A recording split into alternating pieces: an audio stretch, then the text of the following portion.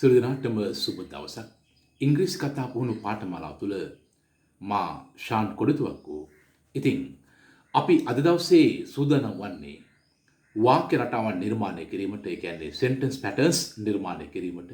ඉතින් අපගේ පළවෙනි වාක්‍ය රටාව වශයෙන් sentence patterns එක වශයෙන් මා ඔබට ඉදිරිපත් කරනවා has to සහ have to. මම නැවත ඔබට ලබා දෙන්නම් has to සහ have to. ඉතින් ඔබට අවශ්‍ය නම් මෙසේ ප්‍රකාශ කරන්න. යමක් ඔබට කරන්න ඕන, යමක් ඔබට කරන්න වෙනවා, යමක් ඔබට කරන්න සිද්ධ වෙන වශයෙන් ප්‍රකාශ කරන්න ඔබට මෙව වාක්‍ය රටාව භාවිත කළ හැකියි. මම නැවත මතක් කරන්නම්.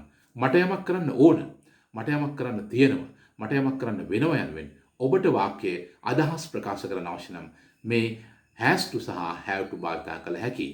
ඉතින් ඔබට මේ වාක්‍ය නිර්මාණය කිරීමට පෙර මා ඔබට වාක්‍ය කිහිපයක් උදාහරණ වශයෙන් ලබා දුන්නොත් මේ ආකාරයට I have to go there now. I have to go there now it says මම එහි යන්න ඕන. දැන් එහෙම නැත්නම් මම මෙහි දැම්මම යන්න ඕන. They have to help me. ඕන් මට උදව් කරන්න ඕන. My parents have to help them. අපේ දෙමව්පියන් ඔවුන්ට උදව් කරන්න ඕන. She has to start a new business. ඇය අලුත් ව්‍යාපාරයක් පටන් ගන්න ඕන. The children have to work hard to pass the examination. ඉතින් අපි ආකාරයට වාක්‍ය කීපයක් ඔබට හඳුනා දුන්නා. ඉතින් අපි බලමු මේ වාක්‍ය නිර්මාණ තුළ කොහොමද අපි වාක්‍ය හැඩගස්වන්නේ කියලා. ඉතින් ඔබගේ අදහස් ප්‍රකාශ කිරීමේදී පළමුවෙන්ම වාක්‍යයේ subject එක, ඒ කියන්නේ කර්තෘ, එය ඒකවචන නම් singular subject එකක් නම් ඔබ has to භාවිත කළ යුතුයි. ඔබගේ කර්තෘ, ඔබගේ subject එක බහුවචන නම් plural form subject එකක් නම් ඔබ have to භාවිත කළ යුතුයි. දෙවන ඔබ ඉංග්‍රීසි භාෂාවේ පවතින action verbs වල base form එක, ඒ කියන්නේ present plural form එක ඔබ භාවිත කළ යුතුයි. උදාහරණයක් වශයෙන් go action verb එකක්. එහි base form එක go තමයි. ඉතින් දෙවනුව ඔබට object එකක් තිබේ නම්, එහෙම නැත්නම් වාක්‍යයේ කර්මය තිබේ නම්, හෝ ඒ නොමැති නම් ඉන්පසුව වාක්‍ය ඉදිරි කොටස් ඔබට ඉදිරිපත් කළ හැකියි. මම නැවත වරක් ඔබට ඉදිරිපත් කළොත් I have to eat a mango now. මම දැන් අඹ ගෙඩියක් කන්න ඕන. මට අඹ ගෙඩියක් කන්න වෙනවා. එහෙම ඔබ ඉදිරිපත් කළොත් I කියන්නේ subject එක. have to කියන්නේ අපේ pattern එක. මොනවද? eat a mango now. මම දැන් අඹ ගෙඩියක් කන්න ඕන. මට අඹ ගෙඩියක් කන්න සිදු වෙලා තියෙනවා. ඒ වගේ අදහසක්, සාමාන්‍ය අදහසක්, සරල අදහසක්. ඔබ තව වාක්‍යයක් ප්‍රකාශ කළොත් they have to help me to pass the examination. ඕන් මට උදව් කළ යුතු විභාගයේ සමත් වෙන්න. they subject එක, have to අපේ රටාව, help action verb එකේ base form එක, me to pass the examination, rest of the sentence. ඉතින් ඔබ ඒකවචන වාක්‍යයක් ගතොත් she has to go there quickly to take a bus. අය ඉක්මනින් එහි යා යුතුයි බස් එකක් ගැනීමට. ඒ කියන්නේ සමහරට බස් හෝල්ට් එකට, පාරට, ඒ ආකාරයට. ඉතින් she subject එක, has to අපේ වාක්‍ය රටාව, go action verb එක, to take a bus, rest of the sentence. ඔබ තවත් වාක්‍යයක් නිර්මාණය කළොත් the children have to work hard to pass the examination. The children subject එක, have to අපේ වාක්‍ය රටාව, work hard action verb එක, to pass the examination, rest of the sentence. ඉතින් ඒ ආකාරයට ඔබට singular subject සමග has to, plural subject සමග have to භාවිත කළ මෙහිදී වාක්‍ය නිර්මාණය කළ යුතුයි. මෙහි තේරුම සිංහලෙන් යමක් කරන්න ඔබට තියෙනවා, යමක් කරන්න ඔබට ඕන, යමක් කරන්න ඔබට සිද්ධ වෙන අදහස ඉදිරිපත් කළ යුතුයි. ඉතින් අපි පළමුවෙන්ම singular subject කිහිපයක් රැගෙන අපි වාක්‍ය නිර්මාණය කරමු. එනම් he, එහෙම නැත්නම් she, එහෙම නැත්නම් singular noun, a boy, a girl, a teacher, එහෙම නැත්නම් ඕනෑම නමක් අපි ඉදිරිපත් කරමින් ඔබට වාක්‍ය නිර්මාණය කළ හැකියි. ඉතින් අපි බලමු කෙසේද වාක්‍ය නිර්මාණය කරන්නේ. මෙහිදී ඔබට මා ලබා දුන්නා වාක්‍ය ගොඩනැගීමේ ෆෝමියුලා එකක්. මේ ෆෝමියුලා එක, ඒ සමීකරණ ඔබත් පාවිච්චි කරන්න. ඔබ මේ වාක්‍ය රටාව සමග සමීප වූට, when you are familiar with this sentence patterns, you can leave that until you can follow this equation or formula. අනාගතයේදී ඔබ වාක්‍ය රටාවන් භාවිත කරනකොට ඔබට අවශ්‍ය වෙන්නේ නැහැ සමීකරණ, ඔබට අවශ්‍ය වෙන්නේ නැහැ formulas. You can easily express your ideas quickly, but at the beginning you have to use these things for you to practice, for you to understand. So we can use has to and have to with singular subject first. Okay. ඔබ ප්‍රකාශ කළොත් රජය ජනතාවට උදව් කළ යුතුයි. උදව් කරන්න ඕන. The government has to help the people. මිනිස්සුත් රජයට උදව් කළ යුතුයි. රට දියුණු කරන්න. The people also have to help them. Right. මම වෙනත් එතෙන්දි මම singular subject එකක් සහ the people යන plural subject එකක් සම්බන්ධ කළා. අපි වෙනත් ඒකවචන කතෘ කෙනෙක් ගතොත් she has to go to the office before 7:30.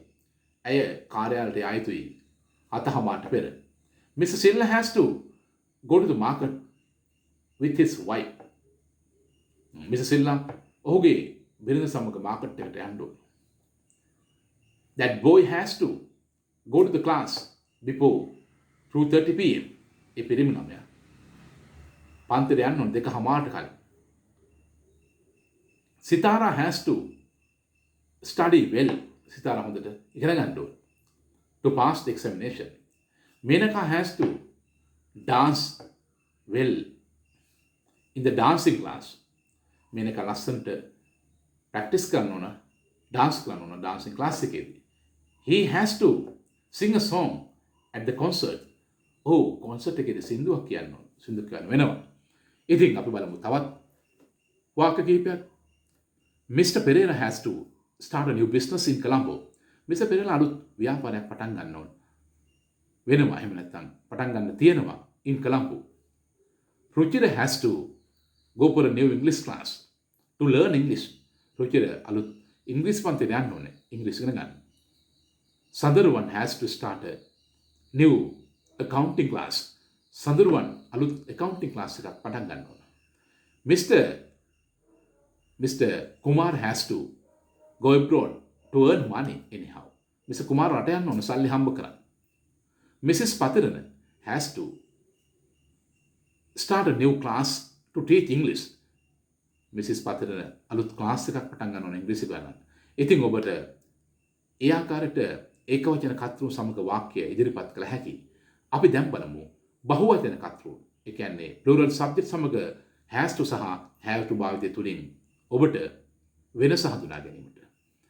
ඉතින් මෙතෙන්දී ඔබ plural subject එක ප්‍රථමයෙන් in පසුව have to තෙවනුව action verb එකේ plural form එක in පසුව ඔබට object එකක් වාක්‍යයේ තිබේ නම් එයත් in පසුව ඉතිරි කොටස සම්බන්ධ කළ හැකියි. ඉතින් මම කියනවා මට අද උදෑසනම යන්න ඕන. I have to go early in the morning. ඔබට අවශ්‍ය ප්‍රකාශ කරන්න අපි මහන්සිලා වැඩ කරන්න ඕන රට දියුණු කරන්න. We have to work hard to develop the country. මිනිස්සු ආනයනික භාණ්ඩ භාවිතය සීමා කරන්න ඕන. The people have to limit the usage of imported goods. අපි භාණ්ඩ පිටරට වලින් ආනයනය කරන එක නවත්තන්න ඕන.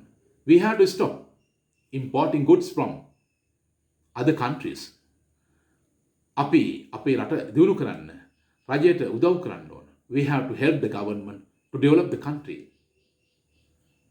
ඔවුන් අලුතෙන් රස්සා බිහි කරන්න ඕන. They have to create new job opportunities in the private sector.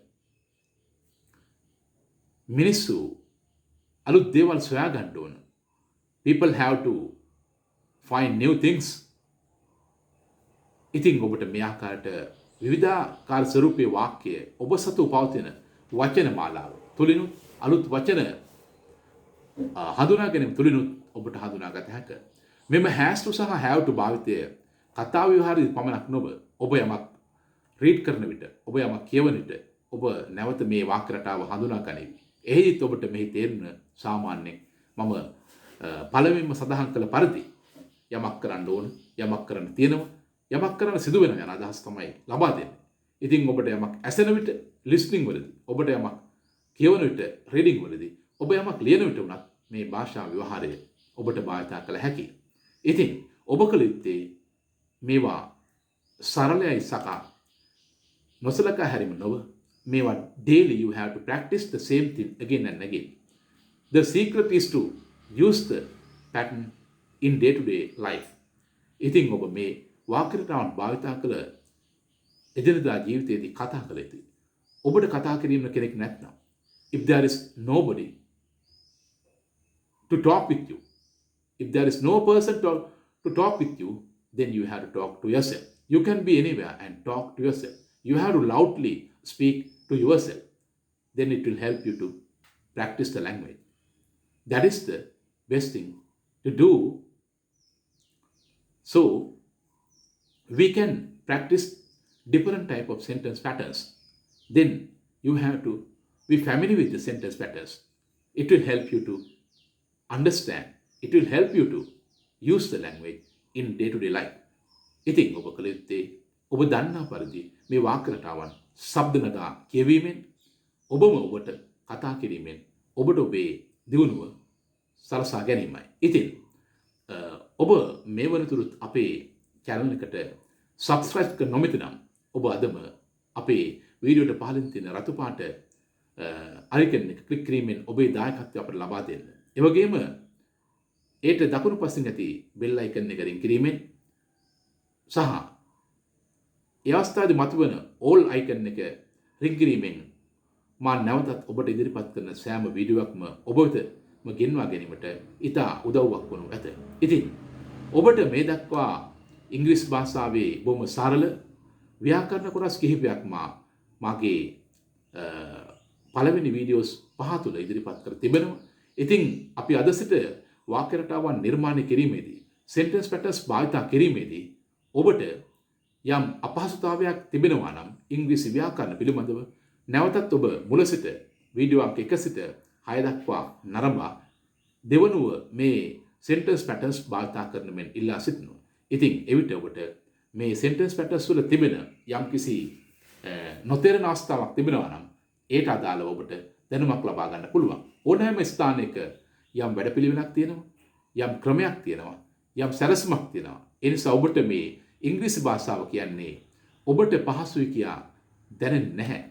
එය මා නිකමට ඔබට පැවසුවොත් මම ඔබට මාස 5 කතා පුහුණු පාඨමාලා වශයෙන් නම් කළත් මේ අද මම ඔබට ඉදිරිපත් කළ has to have to මා අවුරුදු 16 18 වයසේදී මා ඉගෙන ගත්තා. එදා සිට අවුරුදු 20කට පසුව එහෙම නැත්නම් අවුරුදු 25කට පසුව අපට දැන් තේරෙනවා ඒක සරලයි.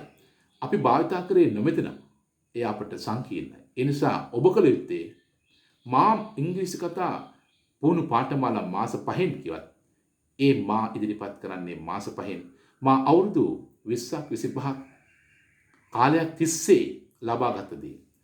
ඒ නිසා මා දන්නවා ඔබට විශාල ගැටලු සමූහයක් තියෙනවා. මා එදා අවුරුදු 16 සිට ඒ ඉගෙනගත්ත සෑම පාඨමාලාවකින්ම හැදෑරු සෑම පාඨමාලාවක්ම මා දන්නවා එය මාස 5කින් මට ලැබුණේ නැහැ. අවුරුදු 20ක් ගොස් මා හඳුනාගත්ත දේවල් තියෙනවා. ඒ නිසා මෙය යම් කෙනෙක් පහසුයි කියා නොසිතා, එය සැහැල්ලුයි කියා නොසිතා, you have to use any simple thing. Then only you will be familiar with the pattern. ඉතින් මෙවැනි ආකාරයේ වීඩියෝකින් අලුත් sentence patterns එකකින් අලුත් පාඩමකින් ඔබ හමු වෙන්න බලාපොරොත්තු වෙන ඔබගේ ඉංග්‍රීසි භාෂා හැකියාව දිනෙන් දින දියුණු වෙයි ප්‍රාර්ථනා කරමින් මා ඔබෙන් සමුගන්නවා. සියලු දෙනාටම සුබ දවසක්.